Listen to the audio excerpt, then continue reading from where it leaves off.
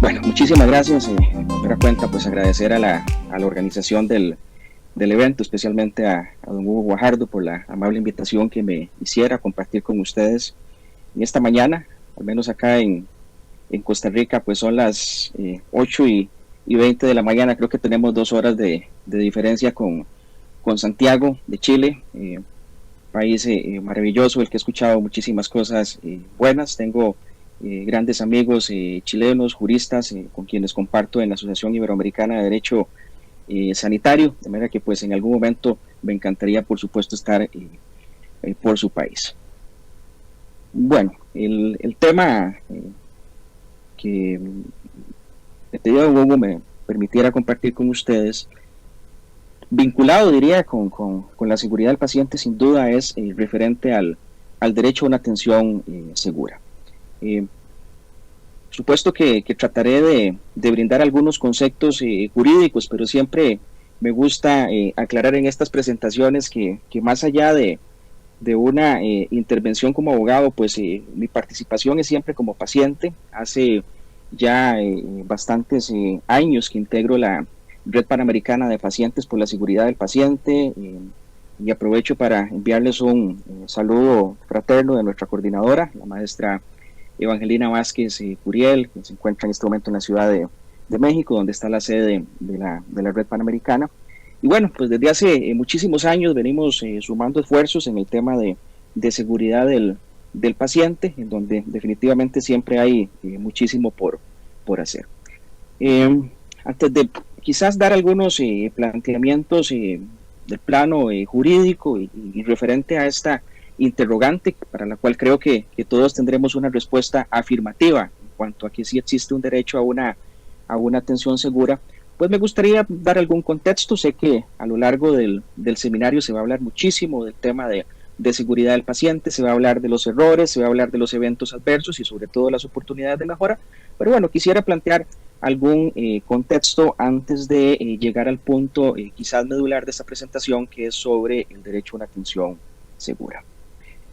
Bueno, yo creo que como un punto en el que tendremos absoluta coincidencia todos, e imagino que el auditorio estará compuesto por profesionales de la salud, por pacientes, por juristas, y bueno, creo que será lugar común entre todos nosotros afirmar que las intervenciones de salud se realizan con el propósito de beneficiar a los pacientes. Esto es la expresión misma de un principio bioético bien conocido por todos, que es el primum non nocere, el primero no hacer daño. Esa es la premisa fundamental. No habría paradoja más grande quizás que los profesionales de la salud y los sistemas de salud,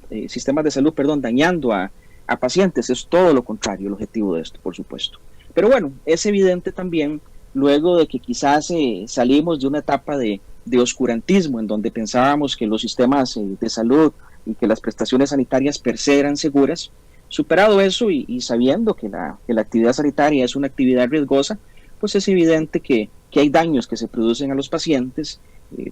y esto como algo, diríamos, lamentablemente normal, porque como seres humanos transitamos constantemente por el error, ¿verdad? El desarrollo de cualquier actividad humana, y sobre todo actividades humanas complejas como son las prestaciones sanitarias, transitan por el error, y ciertamente pues se producen eventos adversos que son propios de una praxis sanitaria, en donde hay una combinación compleja de procesos, de tecnologías, de interacciones humanas, en donde sin lugar a dudas hay un avance importantísimo de la ciencia, de la técnica, de la medicina, pero también por supuesto que hay un riesgo inevitable de que se presenten daños, y pues estos daños ocurren, como veremos, con bastante frecuencia. Bueno, esta definición tomada de la Clasificación Internacional de la Seguridad del Paciente de la OMS nos plantea el evento adverso como aquel incidente que le produce un daño al paciente, como un hecho imprevisto no relacionado con la historia natural de la enfermedad, como consecuencia del proceso de atención médica, sin que represente necesariamente un error médico. Y esto es un tema que creo que es siempre importante traerlo a colación, siendo clarísima la doctrina y los estudios sistemáticos a lo largo de tantos años en cuanto a que pues, la mayor incidencia de eventos adversos es por problemas de sistema. Lamentablemente, y esto entra en una afectación directa del ser humano, de su integridad, de su dignidad, causan lesión, causan incapacidad, causan muerte, causan aumento de la estancia hospitalaria y un costo económico, una presión económica fuertísima para los sistemas de salud. Tenemos muchísimos eventos adversos, lamentablemente. Los ejemplos de estos ustedes los conocerán, el caso de los profesionales de la salud, mucho mejor que yo, en donde hay una prevalencia siempre importante de eventos adversos en los estudios que se realizan, donde las infecciones intrahospitalarias suelen ocupar lugares primordiales, pero donde tenemos una variedad, lamentablemente, importante de eventos adversos. Recuerdo muy bien en el caso de mi país, de Costa Rica, un evento adverso a gran escala que se presentó con el accidente de radioterapia en un hospital de la Seguridad Social, en donde un número muy significativo de pacientes fueron sobreirradiados. Muchos de esos pacientes lamentablemente fallecieron y esto pues es recogido en la historia de los eventos adversos como un evento adverso a gran escala muy lamentable y sobre el cual por supuesto que tuvo que haberse generado un aprendizaje. Esta temática, ustedes también lo sabrán, de la seguridad del paciente y los eventos adversos, es una temática de muchísima actualidad, mas no es una temática novedosa. Desde la década de los 50 y los años 60 ya se presentaban algunos estudios y algunas preocupaciones con respecto a la seguridad del paciente, siendo quizás la punta de lanza este estudio del Instituto de Medicina de los Estados Unidos, Cerrar es humano, incluyendo un sistema de salud más seguro, el que arroja data ya significativa sobre la incidencia de los eventos adversos, registrándose en ese momento una cifra en cuanto a que alrededor de 44,000 y 98,000 muertes por año en los Estados Unidos se producían como consecuencia de los eventos adversos, cifras que más tarde pues entendemos se quedaron cortas, estimándose más bien que fallecían entre 210,000 a 400,000 personas por año como consecuencia de eventos adversos, cifras que realmente pues son alarmantes y son preocupantes. Bueno, la temática sigue siendo definitivamente un reto de mejora importantísimo en los sistemas de salud, el determinar dónde y por qué se producen los eventos adversos y como decíamos antes, inmersos en esta complejidad que es la actual prestación de servicios de salud, en donde todavía tenemos retos muy importantes. Ahora, si tengo oportunidad en razón del tiempo de comentarlo, con respecto, por ejemplo, a las iniciativas de digitalización para evitar errores de medicación. A propósito de esta diapositiva que siempre me gusta poner por acá como un ejemplo de la situación de los errores de medicación, muchas veces inducido por estas cuestiones de las recetas, ¿verdad? Y por ahí leí en algún momento que la caligrafía ha matado más gente que las guerras. Bueno, los errores de medicación siguen costando muchísimas vidas y todavía tenemos retos importantes en nuestros países a efectos de introducir mecanismos, por ejemplo, de receta digital. Pero bueno, ya más adelante quizás pueda comentar algo de esto. Errores de medicación muy lamentables que siguen presentándose aún actualmente. Recuerdo hace algunos años estar en un congreso en México, donde estaba muy reciente justamente este caso que se había presentado en Colombia con un fatal error de medicación, en donde a una madre que llega con sus niños a un servicio de farmacia en Colombia se le dispensa medicamento tramadol en vez de albendazol, lo que causó la muerte de 2 menores de edad, en este caso en Colombia, y son muchísimos los ejemplos que lamentablemente podemos tener con el caso de los errores de medicación. Bueno, lo que ya comentábamos también en cuanto a que la concepción actual de la seguridad del paciente atribuye la principal responsabilidad de los eventos adversos a las deficiencias del diseño, la organización y el funcionamiento del sistema, pues un dato que creo que es absolutamente valioso a efectos de generar las medidas correctivas desde lo que es la organización o desde lo que es el sistema. Creo que esta información, quienes de una u otra forma hemos estado vinculados a la seguridad del paciente, la tenemos muy a la mano en cuanto a la dimensión de la problemática de los eventos adversos, determinándose que los países desarrollados hasta 1 de cada 10 pacientes sufre algún tipo de daño durante su estancia en el hospital, lo que sucede también en nuestros países en Latinoamérica. Este dato lo he visto sostenido en el tiempo. Recuerdo algunos estudios, por ejemplo, el estudio IVEAS, que es un estudio sobre prevalencia de eventos adversos que se realizó en el año 2009 y donde participaron varios países de Latinoamérica, en un estudio liderado por el Ministerio de Sanidad y Consumo de España, en donde pues la data era prácticamente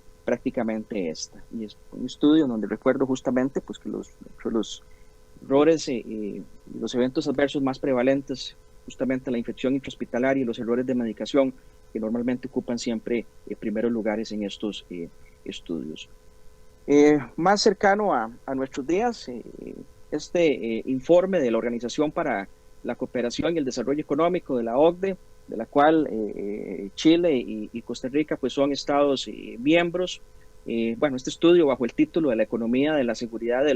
del paciente, del análisis a la acción,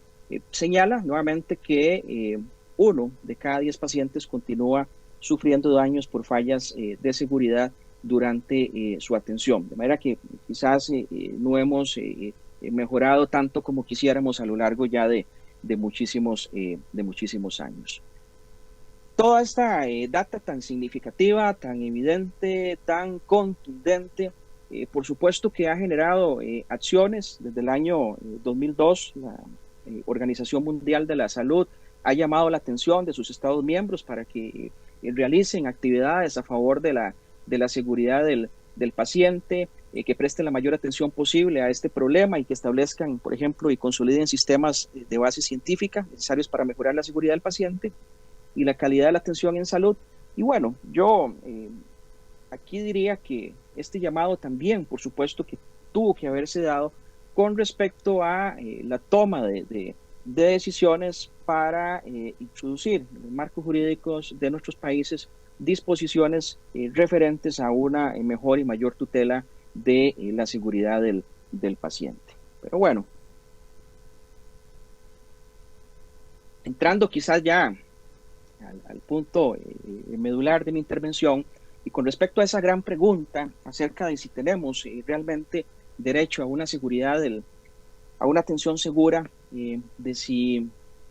realmente esto va más allá de una expectativa de derecho y podríamos hablar realmente de un derecho consolidado, de un derecho reclamable ante diferentes instancias. Bueno, intentaré acercarme a este planteamiento. En el caso del derecho a la salud, con el que vincularíamos definitivamente la seguridad del paciente y el derecho a una atención segura, bueno, tenemos,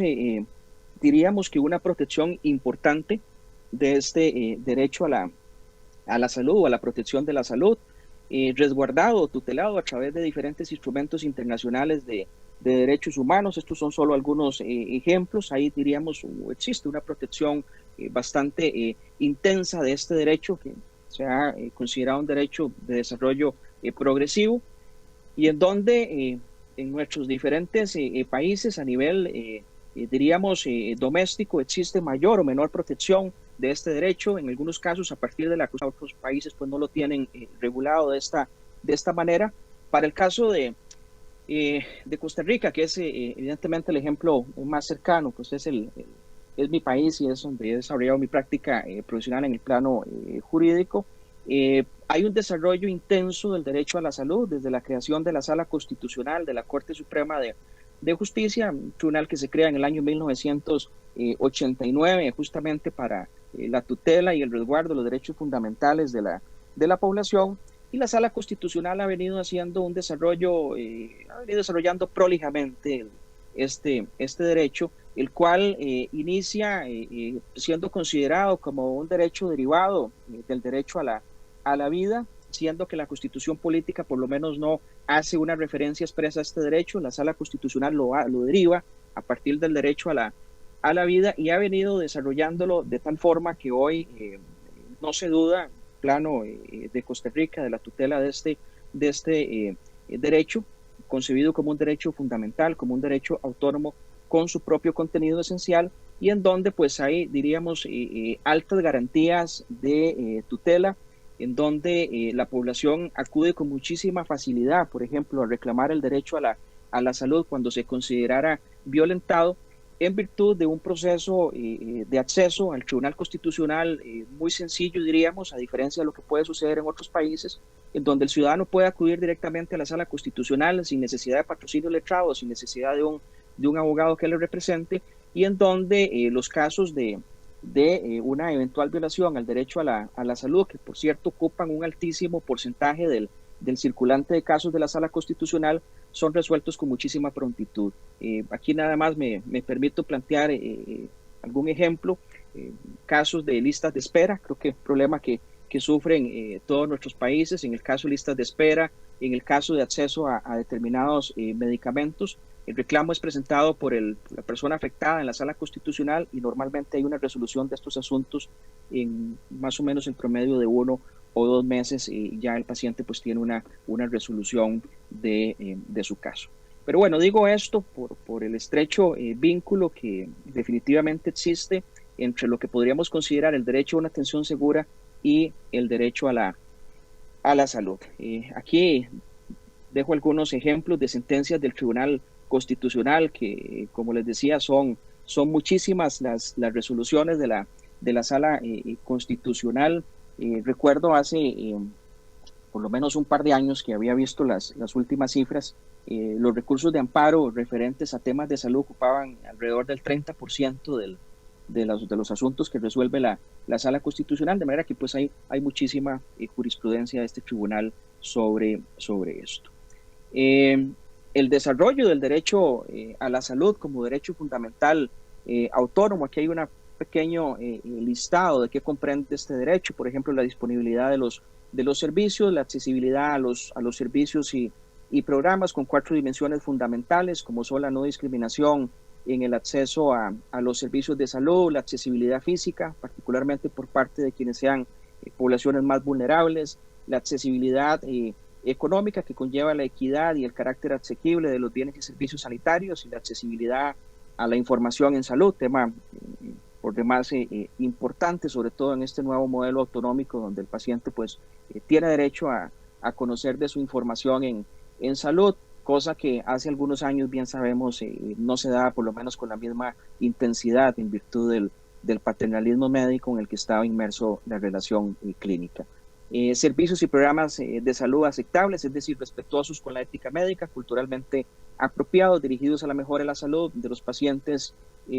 y por supuesto todo el tema de la confidencialidad de los datos en salud, que son datos evidentemente sensibles, servicios y programas de calidad, lo que significa que tales servicios deben ser científica y médicamente apropiados, y bueno, un componente importante siempre también del derecho a la salud, que no es solo asistencia sanitaria, sino también el ejercicio de ciertas potestades del Estado en cuanto a la regulación, la fiscalización y por último el régimen de policía sanitaria, esto último que vivimos muy claramente en nuestros países a partir de la pandemia, cuando pudimos atestiguar todos el ejercicio de estos poderes de policía sanitaria con medidas de restricción, con alguna limitación incluso de nuestras libertades fundamentales, en donde existía imposibilidad, por ejemplo, de circular con vehículos en determinadas franjas horarias, la imposibilidad de asistir a determinados lugares como medidas para reducir las cadenas de transmisión del virus causante del COVID-19. Y bueno, pues una serie de poderes públicos que son también representativos y propios y que deben ser ejercidos por el Estado para brindar garantías razonables a la población del ejercicio del derecho a la protección de la salud. El derecho a la salud definitivamente no es solo derecho a la asistencia sanitaria, diríamos acá que hay una relación de género a especie, el derecho a la atención médica o el los servicios de salud pone el énfasis en las prestaciones asistenciales, pero bueno, se encuentra, diríamos,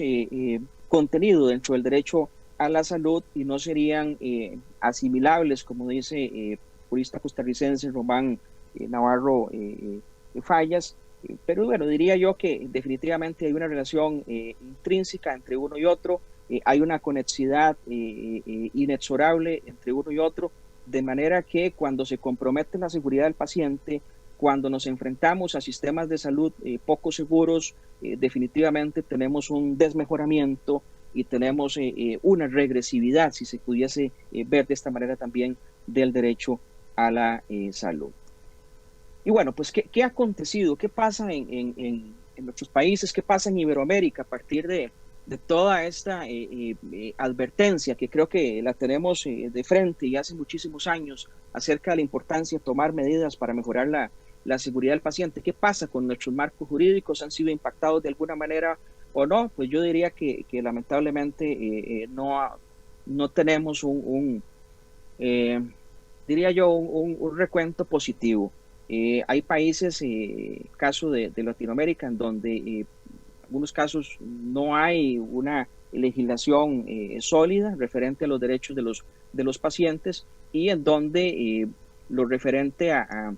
las buenas prácticas sanitarias, en donde lo referente a las medidas de tutela de la seguridad del paciente son escasas o en algunos casos ausentes. Haciendo un pequeño abordaje del derecho comparado, hay países que, bueno, en alguna medida han hecho la tarea. Me parece que Chile la ha hecho y de hecho pues traigo siempre una referencia, no solo en esta intervención, en mis pláticas sobre este tema, siempre incluyo el caso de Chile. Ya me dirán ustedes más adelante si lo que está plasmado en la norma jurídica es lo que está aconteciendo en la práctica o no. Pero bueno, para el caso de España tenemos, por ejemplo, la ley 16/2003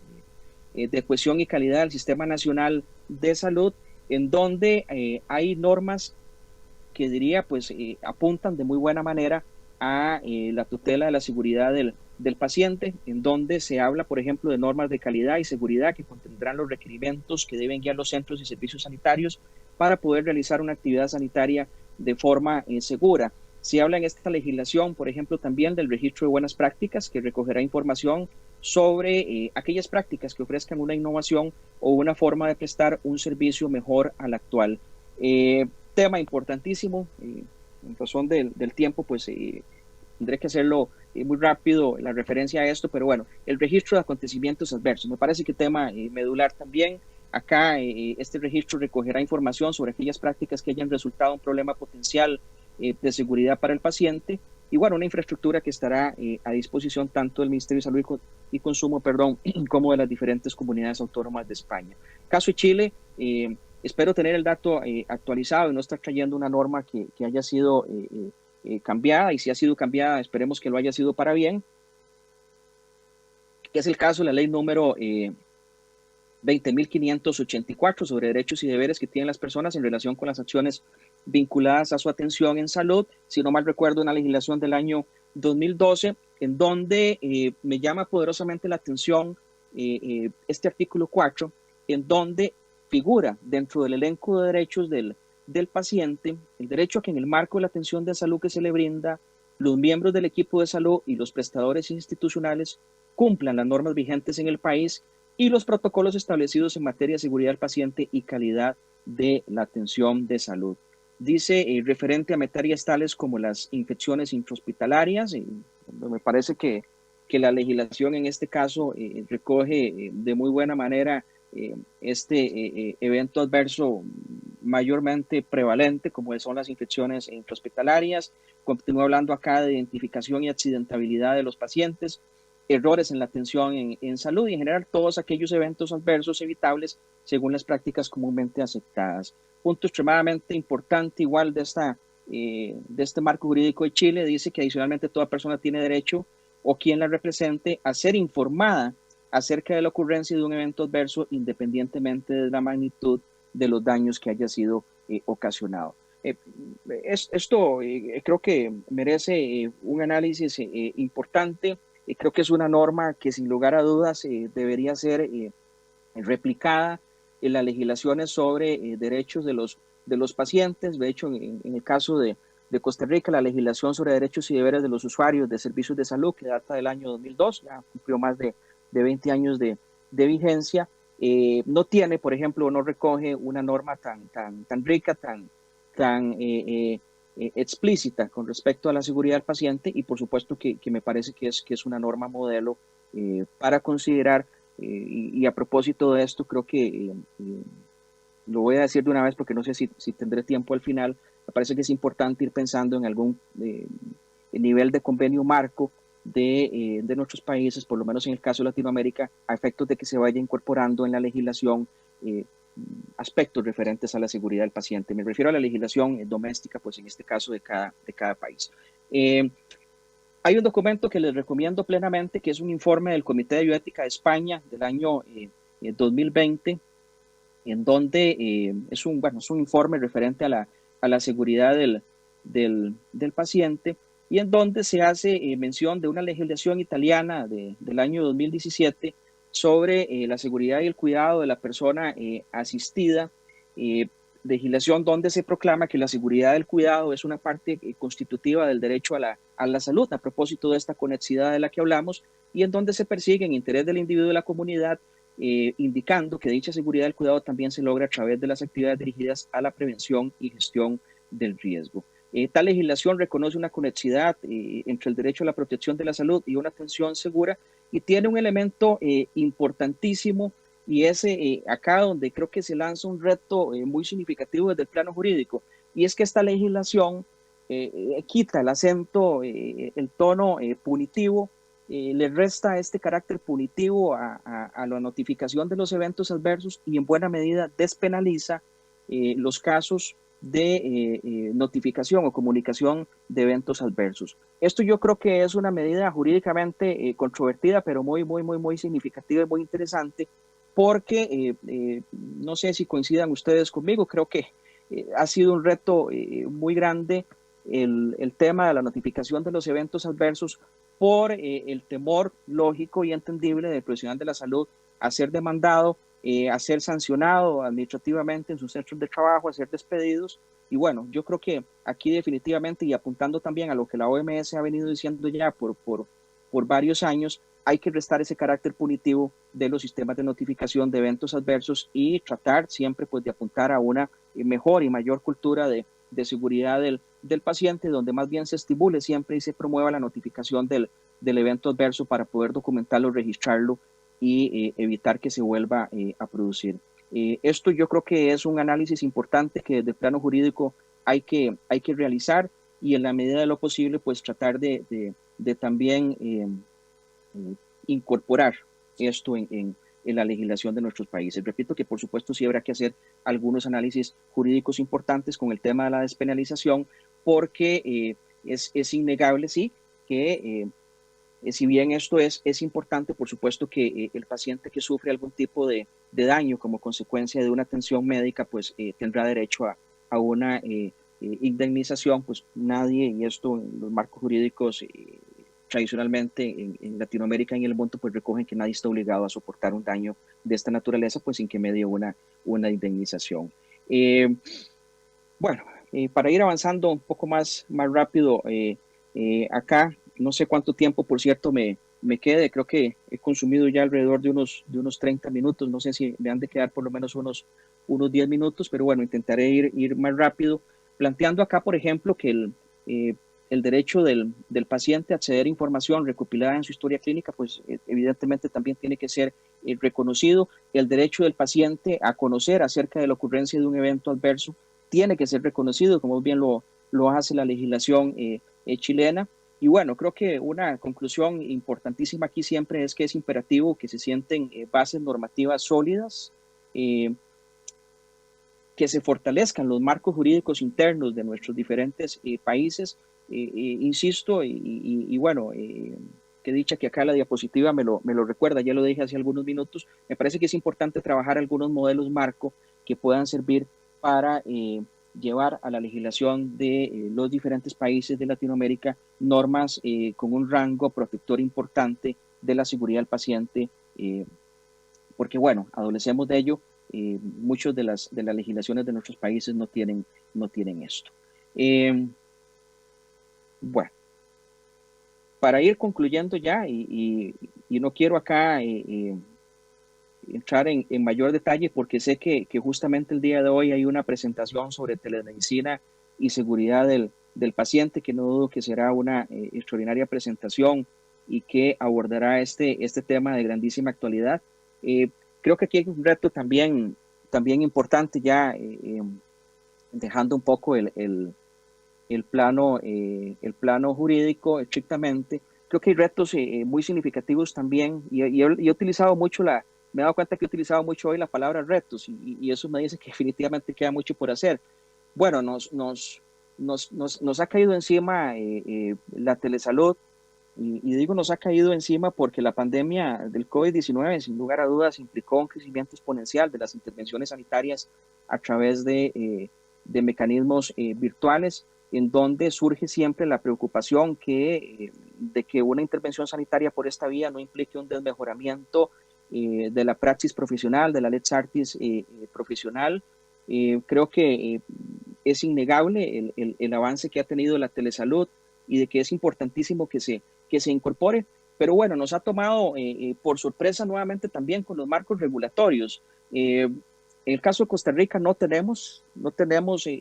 una ruta digital en salud y un marco normativo claro. Ya, bueno, justamente creo que la próxima semana o la siguiente se estaría lanzando por parte del Poder Ejecutivo, del Ministerio de Salud, un decreto ejecutivo donde se traza en buena medida la ruta digital en salud. Pero vean cuántos años después de que ya se viene dando este fenómeno. Esto que está aquí en la diapositiva, no sé cuántos acá de ustedes peinarán canas y cuántos superen ya las 4 décadas. Acá en Costa Rica esta serie de animada se transmitía ya hace 30 años o más, los supersónicos, una animación futurista en donde se planteaba, creo que era en el año 2062, y en donde en algún momento en estas animaciones había alguna referencia a la telemedicina. Bueno, ¿cuántos años han pasado ya desde esto? Vean que no fue en el 2062, ha sido mucho antes que ya se dan estas intervenciones en salud, y no tenemos marcos jurídicos claros para regular esto. Hay riesgos importantes aquí desde el plano de la seguridad del paciente. Me parece que tienen que darse algunos protocolos, por lo menos para perfilar lo que tiene que ser una atención sanitaria segura por el plano virtual, en donde pues no todo evidentemente puede hacerse. Creo que hay que fortalecer los marcos jurídicos también a efectos de que no se den casos, o por lo menos se minimice el riesgo de casos de ejercicio ilegal de la profesión, porque no sabemos quién puede estar detrás de una computadora, si es realmente un profesional de la salud o no. Aquí me parece que hay que fortalecer muchísimo la seguridad de las plataformas que se vayan a utilizar. Y termino mi intervención acá quizás nada más pues haciendo referencia de la evolución que han venido teniendo algunos marcos jurídicos de algunos países, y no son muchos, por cierto. Un país vecino de ustedes, caso de Argentina, ha venido dando algunos pasos importantes con respecto a la digitalización en salud. He tenido ya varias pláticas con una gran amiga argentina y una gran jurista del derecho de la salud, como es la doctora Marisa Eisenberg, que viene trabajando muy fuertemente este tema, y en donde vemos que Argentina, bueno, ha promulgado ya legislación referente, por ejemplo, a las prescripciones digitales, a lo que son prescripciones y dispensaciones a través de mecanismos digitales, que reúnan requisitos técnicos y legales que sean válidos, y en donde, por supuesto, que todo este elemento transitorio, que todo este elemento, digamos, propiciado por la emergencia sanitaria, pase ya de lo transitorio a una habitualidad y a una permanencia que implique, por supuesto, mejores sistemas mucho más seguros, a efectos de que pues esto no se convierta más bien en un perjuicio para el paciente. Esta legislación, bueno, ya trae, por ahí bien me parece en pantalla que ya Chile también, alguien por ahí puso un mensaje que ya Chile viene trabajando con el diseño de algunas intervenciones digitales. Creo que hace algún tiempo había escuchado a un farmacéutico chileno hablando justamente de dispensaciones digitales. Esto me parece fenomenal. Me parece fenomenal. En el caso de Costa Rica todavía nos falta avanzar en esto.